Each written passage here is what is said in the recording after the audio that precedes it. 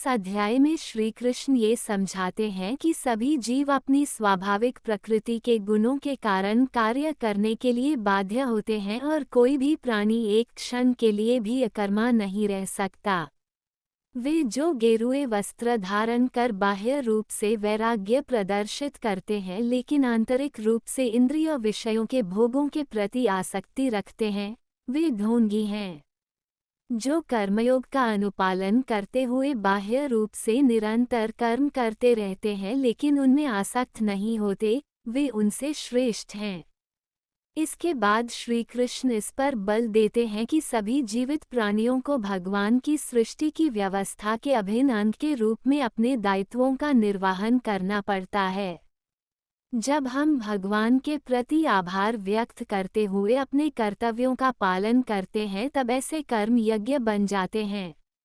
यज्ञों का अनुष्ठान वास्तव में स्वर्ग के देवताओं को प्रसन्न करने के लिए किया जाता है और वे हमें सांसारिक सुख और समृद्धि प्रदान करते हैं। ऐसे यज्ञों के कारण वर्षा होती है और वर्षा से अन्न उत्पन्न होता है जो जीवन निर्वाह के लिए आवश्यक है। वे जो इस सृष्टि चक्र में अपने उत्तरदायित्व को स्वीकार नहीं करते, वे पापी हैं। वे केवल इंद्रिया सुख प्राप्त करने के लिए जीवित रहते हैं और उनका जीवन व्यर्थ हो जाता है। फिर आगे श्री कृष्ण कहते हैं कि शेष मानव जाति से भिन्न ऐसी प्रबुद्ध आत्माएं जो आत्मज्ञान में स्थित रहती हैं, वे शारीरिक उत्तरदायित्वों का पालन करने के लिए बाध्य नहीं होती क्योंकि वे आत्मा के स्तर पर अपने उच्च दायित्वों का निर्वहन कर रही होती हैं। हालांकि वे अपने सामाजिक दायित्वों का त्याग कर देती हैं जिससे सामान्य मनुष्यों के मन में असमंजस की भावना उत्पन्न होती है जो महापुरुषों के पदचिह्नों पर चलना चाहते हैं। इसलिए ज्ञानी पुरुषों को संसार के अनुसरणार्थ उच्च आदर्श प्रस्तुत करने के लिए बिना किसी प्रयोजन और व्यक्तिगत लाभ के लिए निरंतर कर्म करना होगा। यह अज्ञानी को अपरिपक्वावस्था में अपने नियत दायित्वों का त्याग करने से रोकेगा। अतीत में महान राजर्षियों जैसे कि राजा जनक और अन्य राजाओं का यही उद्देश्य था जिन्होंने अपने सांसारिक दायित्वों का निर्वहन किया था। तत्पश्चात अर्जुन पूछता है कि लोग अनिच्छा से पापपूर्ण कर्मों में प्रवृत्त क्यों होते हैं? क्या उन्हें बलपूर्वक पाप कर्मों में लगाया जाता है? परम प्रभु श्री कृष्ण बताते हैं कि संसार का सर्वभक्षी पापपूर्ण शत्रु केवल काम वासना है। जिस प्रकार से अग्नि धुएं से ढकी रहती है, दर्पण धूल से ढका रहता है, उसी प्रकार से कामना मनुष्य के ज्ञान पर आवरण डाल देती है और उसकी बुद्धि का विनाश कर देती है। फिर श्री कृष्ण अर्जुन से आह्वान करते हैं कि वह इस कामना रूपी शत्रु का संहार कर दे जो पाप का मूर्त रूप है और अपनी इंद्रिय, मन और बुद्धि को वश में करें। अर्जुन ने कहा, हे जनार्दन, यदि आप बुद्धि को कर्म से श्रेष्ठ मानते हैं तब फिर आप मुझे इस भीषण युद्ध में भाग लेने के लिए क्यों कहते हो? आपके अनेकार्थक उपदेशों से मेरी बुद्धि भ्रमित हो गई है। कृपया मुझे निश्चित रूप से कोई एक ऐसा मार्ग बताएं जो मेरे लिए सर्वाधिक लाभदायक हो। परम कृपालु भगवान ने कहा, हे निष्पाप अर्जुन, मैं पहले ही ज्ञानोदय की प्राप्ति के 2 मार्गों का वर्णन कर चुका हूँ। ज्ञानयोग उन मनुष्यों के लिए है जिनकी रुचि चिंतन में होती है और कर्मयोग उनके लिए है जिनकी रुचि कर्म करने में होती है।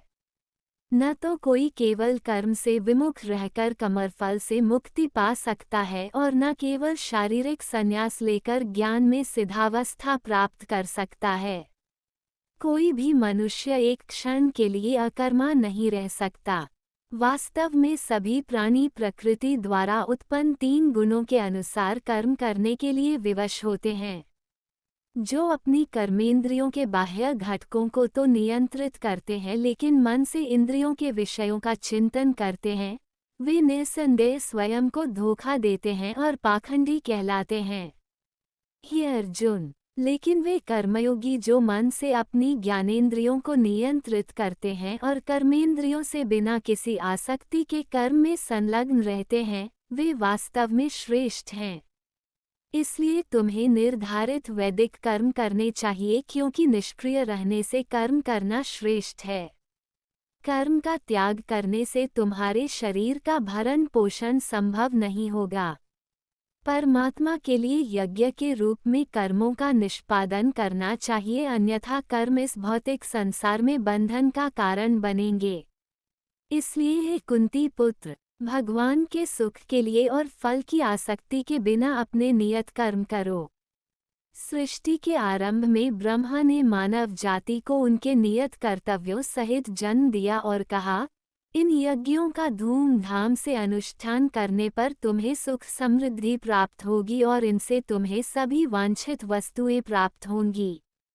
तुम्हारे द्वारा संपन्न यज्ञों से प्रसन्न होकर देवता जीवन निर्वाह के लिए वांछित आवश्यक वस्तुएं प्रदान करेंगे, किंतु जो प्राप्त उपहारों को उनको अर्पित किए बिना भोगते हैं, वे वास्तव में चोर हैं।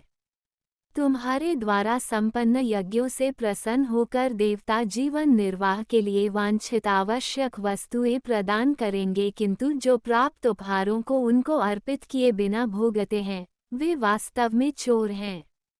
आध्यात्मिक मनोवृत्ति वाले जो भक्त पहले यज्ञ में अर्पित करने के पश्चात भोजन ग्रहण करते हैं, वे सभी प्रकार के पापों से मुक्त हो जाते हैं, किंतु जो अपनी इंद्रिय तृप्ति के लिए भोजन बनाते हैं, वे वास्तव में पाप अर्जित करते हैं। सभी लोग अन्न पर निर्भर हैं और अन्न वर्षा से उत्पन्न होता है। वर्षा यज्ञ का अनुष्ठान करने से होती है और यज्ञ निर्धारित कर्मों का पालन करने से संपन्न होता है। वेदों में सभी जीवों के लिए कर्म निश्चित किए गए हैं और वेद परब्रह्म भगवान से प्रकट हुए हैं। परिणाम स्वरूप सर्वव्यापक भगवान सभी यज्ञ कर्मों में नित्य व्याप्त रहते हैं। हे पार्थ, जो मनुष्य वेदों द्वारा स्थापित यज्ञ कर्म के चक्र का पालन करने के अपने दायित्व का निर्वाहन नहीं करते, वे पाप अर्जित करते हैं। वे केवल अपनी इंद्रियों की तृप्ति के लिए जीवित रहते हैं, वास्तव में उनका जीवन व्यर्थ ही है। लेकिन जो मनुष्य आत्मानंद में स्थित रहते हैं तथा जो प्रबुद्ध और पूर्णतया आत्मा संतुष्ट होते हैं, उनके लिए कोई नियत कर्तव्य नहीं होता। ऐसी आत्मलीन आत्माओं को अपने कर्तव्य का पालन करने या उनसे विमुख होने से कुछ पाना या खोना नहीं होता और न ही उन्हें अपनी निजी आवश्यकताओं की पूर्ति के लिए अन्य जीवों पर निर्भर रहने की आवश्यकता होती है। अतः आसक्ति का त्याग कर अपने कार्य को कर्तव्य समझकर फल की आसक्ति के बिना निरंतर कर्म करने से ही किसी को परमात्मा की प्राप्ति होती है। राजा जनक और अन्य महापुरुषों ने अपने नियत कर्मों का पालन करते हुए सिद्धि प्राप्त की थी, इसलिए तुम्हें भी अपने कर्तव्यों का निर्वहन करते हुए समाज के कल्याण के लिए अनुकरणीय उदाहरण प्रस्तुत करना चाहिए। महापुरुष जो भी कर्म करते हैं, सामान्य जन उनका पालन करते हैं। वे जो भी आदर्श स्थापित करते हैं, सारा संसार उनका अनुसरण करता है। हे पार्थ, समस्त तीनों लोकों में मेरे लिए कोई कर्म निश्चित नहीं है। न ही मुझे किसी पदार्थ का अभाव है और न ही मुझमें कुछ पाने की अपेक्षा है, फिर भी मैं निश्चित कर्म करता हूँ। यदि मैं सावधानीपूर्वक नियत कर्म नहीं करता तो हे पार्थ, सभी लोगों ने निश्चित रूप से सभी प्रकार से मेरे मार्ग का ही अनुसरण किया होता। यदि मैं अपने निर्धारित कर्म नहीं करता तब ये सभी लोग नष्ट हो जाते और मैं संसार में उत्पन्न होने वाली अराजकता के लिए उत्तरदायी होता और इस प्रकार से मानव जाति की शांति का विनाश करने वाला कहलाता। हे भरतवंशी, जैसे अज्ञानी लोग फल की आसक्ति की कामना से कर्म करते हैं, उसी प्रकार बुद्धिमान मनुष्यों को लोगों को उचित मार्ग की ओर चलने के लिए प्रेरित करने हेतु अनासक्त रहकर कर्म करना चाहिए। ज्ञानवान मनुष्यों को चाहिए कि वे अज्ञानी लोगों को जिनकी आसक्ति सकौम कर्म करने में रहती है, उन्हें कर्म करने से रोककर उनकी बुद्धि में मतभेद उत्पन्न न करें, अपितु स्वयं ज्ञानयुक्त होकर अपने कार्य करते हुए उन अज्ञानी लोगों को भी अपने नियत कर्म करने के लिए प्रेरित करना चाहिए। जीवात्मा देह के मिथ्या ज्ञान के कारण स्वयं को अपने सभी कर्मों का कर्ता समझती है।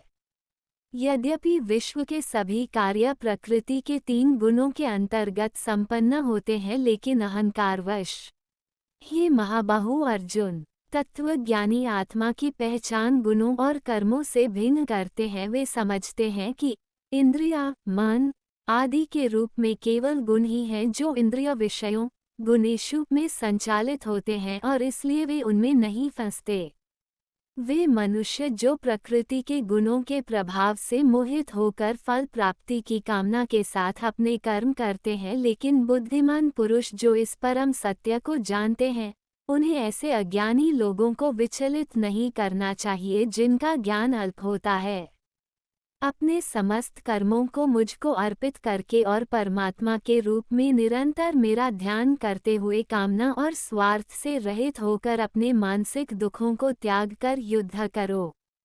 जो मनुष्य अगाध श्रद्धा के साथ मेरे इन उपदेशों का अनुपालन करते हैं और दोष दृष्टि से परे रहते हैं, वे कर्म के बंधनों से मुक्त हो जाते हैं। किंतु जो मेरे उपदेशों में दोष ढूंढते हैं, वे ज्ञान से वंचित और विवेकहीन होते हैं।